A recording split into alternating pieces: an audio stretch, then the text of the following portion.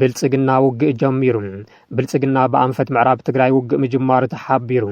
ሎሚ 25 ሐምለ 2018 ዓመተ ምህረት ንግሆ ከባቢ ሰዓት 12 በከቢድ ብረትን ድሮን ዝተሓገዘ ድብዳብ ምጅማሩ ፍልፍላት አረጋጊጾም ጽኒሕ ድማ ብእግረኛ ሰራዊት ኣብ ልዕሊ ሰራዊት ትግራይ ተኹስ ከም ዝኸፈተ ተፈሊጦሎም ኣብ ምዕራብ ትግራይ ዝርከብ አርሚ 70 ዝርከብ ጋዜጠኛ መድሃን የግዳይም ዝወዝኦ ሓበሬታ ከም ዘመልከቶም ሰራዊት ብልጽግና ኣብ ሸራሪና ውግእ ብዕሊ ወሊዖሎም ሰራዊት ብልጽግና ሎሚ ዕለት 25 ሐምለ 2018 ዓመተ ምህረት ብእግረኛ መካናይዝድን ብድሮንን ዝተደገፈ ኣብ ልዕሊ ሰራዊት ትግራይ ኣብ ሸረሪና ከቢድ መጥቃዕቲ ከም ዝኸፈተ ተፈሊጦሎም ሰራዊት ትግራይ ኣብ ድፋዕ ከም ዝርከብን ዛጊድ ዝሃቦ መልሲ ከም ዘየለን እውን እቲ ሓበሬታ የመልክት ድምፂ ከቢድ ብረት ብልጽግና ካብ ሸረሪና 50 ኪሎ ሜትር ርሕቀት ኣብ ዝርከብ መዕቆብ ስደተኛታት ተጋሩ ከይተረፈ ይስማዕ ከም ዘለውን ተሓቢሩ ስርዓት ብልጽግና ኣብዚ ሰሙን ሰፊሕ ምንቅስቃስ ሰራዊት ነጽዋርን ከካየድ ምቕናዩ ምጽብጻብና ዝዝከር ኮይኑ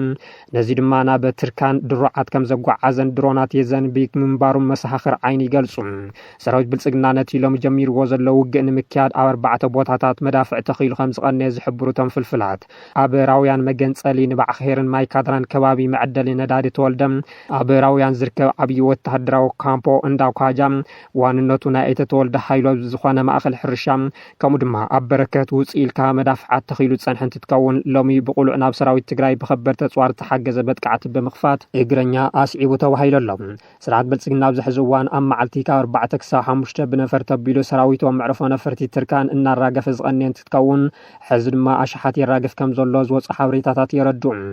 ሕዚ እቲ ጸላኢ ኣብ ናይ ባዕኸር ኢንዱስትሪ ማለት እውን ጨንፈር ኢንዱስትሪ ባዕኸር ኣብ ማይካድራ ዝርከብ ኢንዱስትሪን ኣብ ማይካድራ መውፅኢ ንጉልዲ ዝርከብ ፋብሪካ ችፑድሪ ዋና መከፋፈሊ ዕጥቂ ታንክታትን መዳፍዕን ብሓፈሻ ካብኡ እናተበገሰ እዩ ሰራዊት ትግራይ ኩናት ከፊቱ ዘሎ ይብሉ ቶም ፍልፍላት ብሓፈሻ ብልጽግና ኣብ ልዕሊ ሰራዊት ትግራይ ሸረሪና ዝርከብ ቁልዕ ኩናት ዝኸፈተ ኮይኑ እዚ ድማ ብኩሉ ኣንፈት ክጅምር ይቀራረብ ከም ዘሎ መርኣይ ኣይተባሂሉ ናብ ትግራይ ልዕሊ 8 እዝታትን 4 መካናይዝድን ኣጸጊዑ ከም ዘሎ ሓላፊት ቤት ጽሕፈት ህወሓት ወይዘሮ ፈትለወርቅ ገብረእግዚአብሔር መንጀሪኖ ምግላጽን ዝከር እዩ ብዛዕባ እቲ ተጀሚሩ ዘሎ ውግእ ብወገን መንግስቲ ትግራይ ይኹን ብወገን መንግስቲ ፌደራል ዛጊድ ዝተባሃለ ነገር የለን ብልጽግና ንከተማታት ትግራይ ዝቆጻጸር ፍሉይ ሓይሊ ኮማንዶ ከም ዘጣየሸ ተፈሊጡ እቲ ኮማንዶ ብጀነራል ተጋሩ ተሓጊዙ ብምስጢር ስልጥን ከም ዘለውን ተገሊጹ ብልጽግና ንከተማታት ትግራይ ዘረጋግዕ ብዝብል ጉልባብ ሓድሽ ሕቡእ ሓይሊ የሰልጥን ከም ዘሎ ዝወፁ ዘሎ ሓበሬታታት የመልክቱ እቲ ዝበዝሒ ተጋሩ ከም ዝርከብዎ ዝግለጸሉ ፍሉይ ሓይሊ ብዋናነት ካብ መቐለ ናብ ኣዲስ አበባ ብዝኸዱ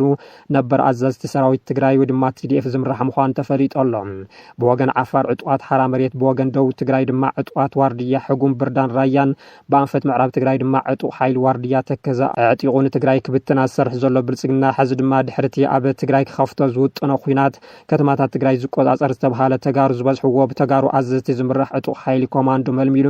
ተግባራዊ ምንቅስቃስ ከም ዝጀመረ እሙናት ፍልፍላት ተመልኪቶም ኣብ ትግራይ ኩናት ክንከፍት ድልየት የብልናን ሕወሓት ቀልብን ተገዚኡ ንምዝራብ ሰላም ንምምጻእ ጻዕሪ ምግባር አገዳሲ ብምባል ካብ ሰላም ወጻኢ ዘሎ ኩነታት ኣይጠቕመናን ክብሉን ኣባላት ባይቶ ዘረባ ዘስምዑ አብይ አሕመድ ብሕው ድማ ኣብ ትግራይ ኩናት መኽፋት ዘይተርፊዩ ነዚ ኣብ ግምት ዘእተወ ከተማታት ዝቆጻጸረልና ህዝቢ ዘረጋግዕ ተጋሩ ዝበዝሕዎ ዕጡቕ ሓይሊ ኣዳልው ዝብል ትእዛዝ ኣውሪዶም ምንቅስቃስ ከም ዝተጀመረ ተፈሊጦሎም ብዋናነት እቲ ብሽም ፖሊስ ክውደብ ዝተሓሰበ ዕጡቕ ሓይሊ ብኮሎኔል ገብረ ዮሃንስ ኣባተ ወዲ ኣባተ ዝምራሕ ምዃኑ ዝገለጹ ፍልፍላት ኣብ መላእ ከተማታትን ክልላትን ኢትዮጵያ ዝርከቡ ተጋሩ ኣባላት ፖሊስ ፌደራል ምውዳብ ከም ዝተጀመረ እውን ይግለጸሎም እዚ ሓይሊ ፍሉይ በጀት ብልጽግና ዝተሰልዐሉን ፍሉይ ወተሃደራዊ ስልጠና ክወስድ መደብ ዝተተሓዘሉን ምዃኑ ፍልፍላት ይሕብሩ ኮሎኔል ገብረ ዮሃንስ ኣባተ ወዲ ኣባተ ድሕርቲ ዝተውሃቦ ሹመትን ዝገብሮ ምንቅስቃስን ንብልጽግና ዘቕረቦ ጸብጻብ ኣብ ትግራይ ዝርከቡ ገለ ኣባላት ፖሊስ እውን ዝርርብ ጀሚርና ኣለና ዝብል ጸብጻብ ከም ዘቕረበ ዝተሓበረ ኮይኑ ግዜ የለን ቀልጢፍኩም ወድብዎ ኣብ ትግራይ ኩናት ከፊትና ከተማታት ክንቆጻጸሪና ዝብል ትእዛዝ ካብ ብልጽግና ከም ዝተውሃቦ ተፈሊጦሎም ኣብ መላእ ኢትዮጵያ ዝረኣይ ጎነጻት ብሃይማኖትን ብህዝብን ዘይኮነስ ብብሔራት ዝግበሩ ምዃኖም ጠቒሱ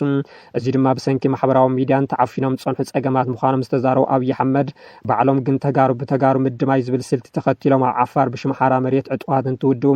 ኣብ ማእኸል ሃገር ድማ ዳርጋ ሙሉእ ብሙሉእ ብኣዘዝትን ተራ ኣባላትን ተጋሩ ዝተዓብለለ ከተማታት ትግራይ ዘረጋግዕ ዝብል ሓይሊ የሰልጥኑ ከም ዘለው እናተገለጸ ዝርከብ አብይ አሕመድ ኣብ ከተማታት ፍሉይ ሰርጀሪ ዝሰርሕ ኮማንዶን ኣየር ወለድን ኣሰልጢንና ኢና ብምባል ኣብ ትግራይ ኦፕሬሽን ብምግባር ንመራሕቲ ትግራይ ኣብ ትሕቲ ቁፅር ንምውዓል ባህጊ ከም ዘለዎም ቅድሚ ሕዚ ምግላጾም ዝዝከር እዩ ፋኖ ወልቃይት ውሰድ ወይልዎም እዩ አብይ አሕመድ ዝተዛረበ እዩ ንህዝብታት ትግራይን አምሓራን ናብ ዘይዛሪ ህልቂት ንምእታው ዝተጀመረ ጽምዶን ምፍራስ ዘይቅዱስ ቃል ኪዳን ኦሮማራ ንምሕዳስ ተፍሓስ ሕቡእ ሽርሒ አብይ አሕመድ ቅድሚ 2 ሰሙን ናብ ደብረ ማርቆስ ብምብራህ አዋን ሃፀይ ዮሐንስ ዝበጽሐኩም ነገር ትፈልጥዎ ኢኹም ብምባል ነቶም ላዕላውነት ሃገሮም ንዘይምድፋር ምስ ወራሪ እንትኳሽሑ መስዋዕቲ ዝኸፈሉ ሃፀይ ዮሐንስ ምስ ባዕዳዊ ጣልያን ዘነጻጸሩ ቀዳማይ ሚኒስትር አብይ ሕዚ ድማ እኩይ ሽርሒ ክፍሕሱ ብመስኮት ቴሌቪዥን አምሓራ ቅልቅል ኢሎም ንህዝቢ ከገልግላ ተባሂለን በጀት ዝስልዕለን መንግስታዊ ሚድያታት ኢቲቪን ፋናን ብዛዕባ ህወሓት ፋኖ ሻዕብያ ሱዳንን ግብፅን 24 ሰዓታት ዝህትቶ ከዕግቦም ብዘይምኽኣሉ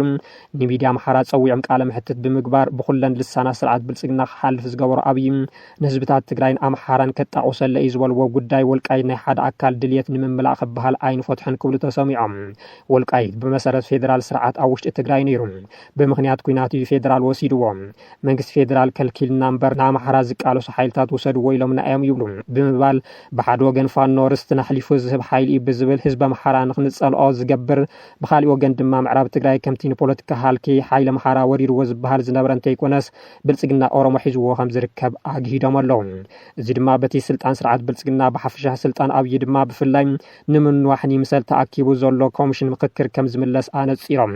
ሽርሒ አብይ በዚ ከየብቅዐ ንህዝቢ አምሓራ ከም ጸላኢ መዲቡ ዝንቀሳቐስ ዝነበረ ሓይሊ ትግራይ ከም ዝኾነ ብምግላጽ ዝተጀመረ ጽምዶም ንምፍራስን ህዝቢ አምሓራ ኣብ ልዕሊ ህዝቢ ትግራይ ንኽወፍር ዘላዓል መርዛም ዘረባ እንትነዝሑ ተሰሚዖም ድሕሪ ውዕሊ ፕሪቶርያ ሓይሊ ትግራይ አንጻር ሓይልታት አምሓራን ኤርትራን ንኽወፍሩ ሕቶ ኣቕሪቦምሉ ኣይፋልን ዝብል መልሲ ዝተዋህቦም አብይ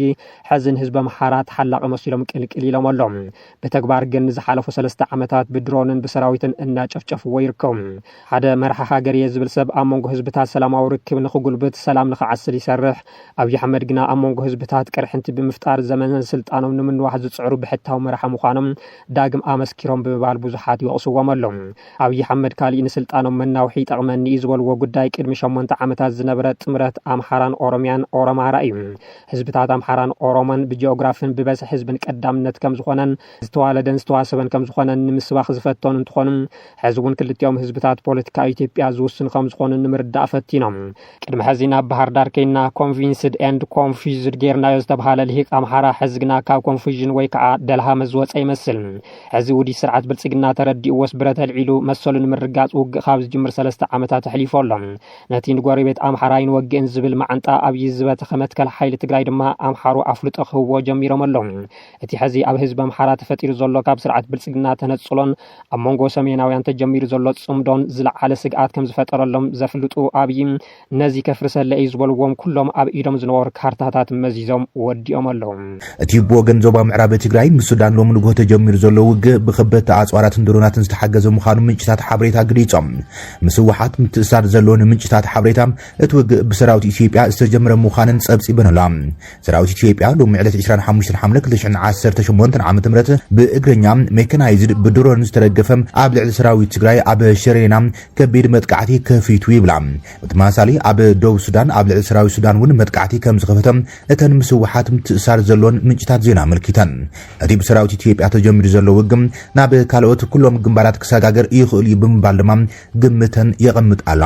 ምስ መንግስቲ ፌደራል ምትእሳር ዘለዎን ምንጭታት ሓበሬታ ድማ እቲ ውግእ ንምዕራብ ትግራይ ክቋጻጸር ብምባል ብህወሓት ዝተኸፈተ ከም ዝኾነ ይጽብጽብ ኣሎ ብመሰረት ዝረኸብናዮ ሓበሬታ እቲ ውግእ ንግሆ ሰዓት 12 ተጀመረ ኮይኑ ካብ ከበድቲ ኣጽዋራትን ድሮናትን ኣራፊዱ ድማ ናብ እግረኛ ወይ ኣጋር ሰራዊት ከም ዝተሰጋገረ ዘመላኽት እዩ እቲ ውግእ ተጀሚሩ ተባሂሉ ዘሎ ኣብቲ ከባቢ ከቢድ ወተሃደራዊ ወጥሪ ኣብ ዘለሉን መስመ መንግስቲ ብልጽግና ድማ ንምዕራብ ትግራይ ተቆጻጺሩ ሕዝቡን ይቕጽል ኣብ ዘለሉን ሓይልታት ጽምዶ ድማ ሰፊሕ ወተሃደራዊ ስርሒታት ምስ ሰራዊት ሱዳን ተኣሳሲሮም የካይዱ ኣብ ዘለውሉ እዋን እዮም እዚ ምዕባለ ብርግጽውን ነቲ ኣንጸላልዩ ዘሎ ዞባዊ መልክዕ ክህልዎ ይኽእል ተባሂሉ ኣብ ስግእሉ ዘሎ እዋን ኮይኖም ብቐንዱ ነቲ ካብ ጽንተታዊ ኩናት ዝተረፈ ህዝቢ ትግራይ ዝያዳ ናብ ከቢድ ሰብኣዊ ቅልውላው ከይእቶም ዘፍርሕ ምዕባለ ኮይኑሎም መራሕቲ ህወሓት ምስ ዕጡቓት ሓይልታት ኢትዮጵያ ተጸሚዶም ናይ ሻዕብያን መንግስቲ ጀነራል አልቡርሃን እውን ሓገዝ ሒዞም ንስርዓት ብልጽግና ከም ዝድምስዎ ብግልጽ ይዛረቡ እዮም ዘሎም ምክትል ኣብ ቦምበር ህወሓት ኣቶ ኣማኒል ኣሰፋም ትማሊ ንብራኽ ዝተባሃለት ሚድያ ኣብ ዝሃቦ ቃለ ምሕትት ህወሓት ናብ ኣዲስ ኣበባ ከም ዝቕንዕን ዕላምኡ ድማ ኣብ ኢትዮጵያ ስርዓታዊ ለውጢ ብምምጻእ ንኹሉ ዝሓቅፍ ስርዓት ንምትካል ከም ዝኾነ እዩ ተዛሪቡ ዘሎ መንግስቲ ፌደራል ማ ንህወሓት አንጻር ኢትዮጵያ ምዝርሑ ባዕዳውያን ሓይልታት ተሻሪኹም ብምንቅስቃስ ይኸሰይ ዘሎም ተማሊ አዘራራቢ ቃለ መሕተት ኣብ ቴሌቪዥን አምሓራ ዘካየደ ቀዳማይ ሚኒስትር አብይ አሕመድ እቲ በወገን ሰሜናዊ ክፋል ሃገር ተፈጢሩ ዘሎ ጽምዶ ዕጡቃት ሓይልታት ከቢድ ስጋት ፈጢሩሉ ከም ዘሎን ንዕኡ ንምፍራስ ዝዓለመ ኣብ መንጎ ህዝብታት ትግራይን አምሓራን ዘላቂ ቅርሕንትን ምፍጣር ይጉስጉስ ከም ዘሎን ብሓይሊ ቅድሚ 5 ዓመታት ዝተወረረን ምዕራብ ትግራይ ንምምላስ ፍጹም ድሌት ከም ዘይብሉ እኳዳስ ብቀጥታ ባዕሉ ዝመርሖ ወኪል ሓይሊ ተቆጻጺሮም ክቅጽልን ካብ ትግራይ ወጻኢ ኮይኑ ብሪፈረንደም ናብ ክልል አምሓራ ወይ ድማ ብመንግስቲ ፌደራል ብቀጥታ ዝመሓደር ግዛኣት ኮይኑ ንክቅጽል ከም ዝደልዩ ብግልጺ ዘርኢ ኮይኑሎ ይብሉ ተዓዘብቲ እቲ ቀዳማይ ሚኒስትር ኣብቲ ናይ ትማሊ ቃለ መሕተቱ እቶም ኣብ ትሕቲ ጽምዶ ከም ዝርከቡ ዝገልጹ ዘለዉ ህወሓትን ፋኖን ሕድሕዳዊ ምትፍናን ክቅጽልን እቲ ንስርዓት ይወደግ ዘፍረሰ ጥምረት ኦሮማራ ንምምላስ እቲ ንስርዓት ይወደግ ዘፍረሰ ጥምረት ኦሮማራ ንምምላስ ዝዓለመን ዝመስል ዘረባ ይስምዑ ዘሎም አቢ እቶም ሕዚ ንዝዋግኡ ዘለዉ ዕጡቃት ፋኖም ንህዝቢ አምሓራ ንዋግእ ልኻለና እናብሉ ሕዝማ ተመሊሶም ንአምሓራ ዝተዋሃበ ውልቃይት ንህወሓት ክንበካ ኢና ናትኹምዩ ብምባል ተሰማሚዖም ክብል ተዛሪቡ ዘሎም እዚ ድማ እቶም ዕጡቃት ፋኖ ካብ ህዝቢ አምሓራ ንክንጸልን ብልጽግና ተሓላቂ ህዝቢ አምሓራ ምዃኑ ንምግላጽን ዝዓለመ ከም ዝኾነም ተዓዘብቲ ዝገልጽዎ ዘሎም ስፔሲፊካሊ ወልቃይትን ጉዳይ በተወስድ በትግራይ በኩል ያለው ጥያቄ ፌደራል መንግስት ስርዓት ውስጥ በትግራይ ክልል ይተዳደር ነበር በጦርነቱ ምክንያት ነው ያንን ቦታ ያጣ ነው አሁን ደግሞ ለአማራ ህዝብ ህልውና እንታገላለን የሚሉ ኃይሎች ሁሉ ወሰዱት አብረናችሁ እንዋጋለን ይገባቸዋል ያሉን ነው እየከለከለን ያለው የፌደራል መንግስት ነው የፌደራል መንግስት ከዚህ ጉዳይ ራሱን ቢያወጣ እኛ በማንኛውም መንገድ በኃይልም ይሁን በሰላም ቦታችንን እናስመልሳለን እንቅፋት የሆነብን የፌደራል መንግስት ነው እንጂ ለዚህ ህዝብ የሚታገሉ ወገኖችም ጭምር ለዚህ ህዝብ እንታገላለን ባዮች ጭምር እንድንወስድ ፈቅደው የዚያ ትግል ተባባሪና አጋር ሆነዋል እናንተ ናችሁ እንቅፋቱ ይላሉ ወደ አማራ ክልል ደግሞ ስትመጣ ከጦርነት በኋላ የፌደራል መንግስት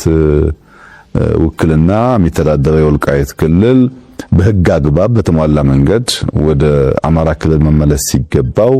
የፌደራል ክልል መንግስት አልመለሰም ብለው ያስባሉ ሰራዊት ሻዕቢያ ድማ ንመሬት ትግራይ ለቂቁ ከም ዝኸደ ዘመልክት ዜናውን ተሰሚዕሎም ኣብ ምምሕዳር ወረዳ ገላ ዞባ ማእከል ትግራይ ኣብ ትሕቲ ቁጽር ሰራዊት ኤርትራ ዝነበረም ልዕሊ 800 ሄክታር ተሓራሲ መሬት ብዝተገበረ ምርዳም ህዝቢ ናብ ሰብ ዋና መሬት ክምለስ ተገይሩሎ ክብል ምምሕዳር ታ ወረዳ ገሊጸሎም መቐጸልታቶም ዝሓለፉ ዓመታት ብምርዳእ እናተፈትሑን ዝጸንሑ ጸገማት ህዝብና ኣብ ሕዚ ድማ ናይ ጣብያ ሆያ መደብ ጎጣት ዒዱ ኩይቱም ቆሎ ብርዶ ዑናሽ ሰሓቀ ንጎት ሰብዖን ማይ ሉባን ናይ ጣብያ ዕርዲ ጀጋኑ 1030 ናይ ዝተባሉ ከባቢታት ተሓራሲ መሬት ከምኡን ልዕሊ 5.25 ሄክታር መስኖ ማንጎም አራንሺ ቡን ሎሚንን ጡጥን ዝኾኑም ካብ 2013 ዓመተ ምህረት እንድሓር ኣብ ትሕቲ ሰራዊት ኤርትራ ዝነበሩም ድሕሪ ዝተገበረ ምርዳእ ህዝብን ናብ ሰብ ዋና ሓረሱ ተመሊሶም ይሓርሱን ይዘርኡን ምህላም ዋና ማሓዳሪ ወረዳ እገላም መምህር ሙሉጌታ ተኽሉ ገሊጾም ኣብ ወረዳ እገላ ቤት ጽሕፈት ዘፍር ቁጠባ ልምዓት ምትሓብር ከይዲ ስራሕ ስነ ዝራእትን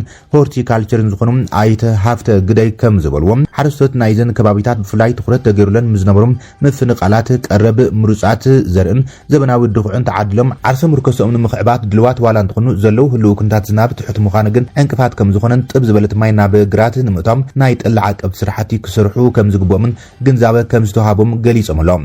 ኣብቲ ዝረኸቡ ሕርሻን ንሓረሱ ዝረኸብ ናይ ሓረስቶት ይብል ምምሕዳር ወረዳ ገላም ትኩ ብስራት ኣይተ ፍሳህ እንግሶም ኣይተ ገብረ ሊባኖስ ለማን ከም ዝበልዎም ምስ ህዝቢ ኤርትራ ጉርባብቲ ጥራሕ ዘይኮናስ ብስጋን መውስበን ዝተኣስርናም ኣሕዋት ኮይና ደቂ ሓንቲ ማፅን ኣብቲ ነብትን ተፈላሊና ፀኒሕና ሳላርክብ ህዝብን ህዝቢ ምርዳኡ ምስ ኣሕዋትና ንራኸብልና ልዕሊ ኩሉ ድማ ልዕሊ 5 ዓመት ሓሪሙና ዝነበረ መሬትና ተረኪብና ንሓርስ ዘለና ኢሎም ስለዚ እዚ ኩሉ ውፅኢት ሰላም ምዃኑ ብዘይ ሰላም ምንባር ከቢድ ምዃኑ ብምግላጽ ሕርሽኦም ብዘይ ምንም ስጋኣትን ፍርሕን የከናውኑ ከም ዘሎም ነዚ ሰላም ክርከብ ኣስተዋጽኦን ዝገብሩ ኣካላት እውን ሓበሬታ ርክብ ህዝብን መንግስትን ወረዳ እገላም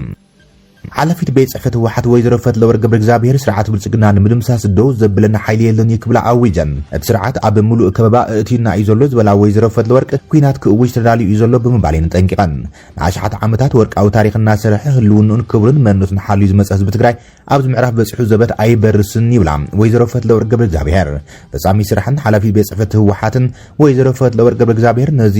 ኣብ መጠቃለሊ ህዝባዊ ኮንፈረንስ ዘበት ንብሔራዊ ብርሰት ኣብ ትሕቲ ዝብል ምምሕዳር ዞባ ደቡብ ምብራቕ ትግራይ ተረኺ ተራኺበን ኣብ ዝስምዖ መድረ እዩ ስርዓት ብልጽግና ይብላ ወይዘሮ ፈትለወርቅ ህዝቢ ትግራይ ከም ብሔር ከየጥፋእኹ ኣይነብርን ኢሉ ይሰርሕ ብምሎም ብሔራዊ ህልውናና ኣብ መቃብር እቲ ጀኖሳይዳዊ ኣገዛዝ ኣብ ብልጽግና ብዓወት ክንረጋግጾ ኢና ኢለን ኣላ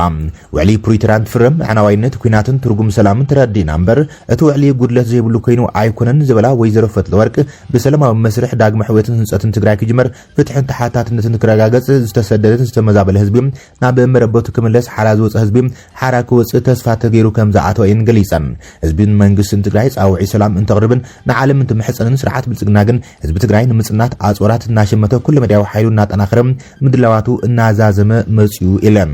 ኣገዛዝ ኣብ ብልጽግና ልዕሊ 8 እዝታት ሰራዊቱ ልዕሊ 4 መከናይዝ ክፍለ ሰራዊትን ተወሰኽቲ ዓቕምታትን ናብ ዶባት ትግራይ ኣጸጊዑ ኣሎ ዝበላ ፈትለወርቅ ንሕና ግን ከም ህዝቢ ክሳብ ዘጥፈአና ኣይንጽበን ኣይንፈቅድን እውን ብምባል ተዛሪበን ጀኖሳይዳዊ ስርዓት ብልጽግና ጸገማት ሰላማዊ ልዝብን መስርሕን ክፍትሑ ተመክሩ ባህጊ ከም ዘይብሉ ዝገለጻ እተን ሓላፊት ነዚ ንምምካት ዘበት ንብሔራዊ ብርሰት ብዝብል መሪሕ ሓሳብ ህዝቢ ተማይጥሉ ተራዳሪሉ ነቱ ውሳነ ተቐቢሉ ተግባራውነቱ ከም ዝጠልብን ጻውዒ ተቕሪበን መጽኡ ክሳዕ ዘጥፈአና ዝቐትለና ክንጽበ ከም ብሔር ነሽሓት ዓመታት ውልድ ወለዶ ህዝቢ ትግራይ ከም ህዝቢ ወርቃዊ ዝኾነ ታሪኽ እናፈጸመ ጸንሐ መንነቱን ክብሩን ሓልዩ ጸንሐ ህዝቢ ኣብ ዝወለዶ ዝበፂሑ ክበርስ ክጠፍእ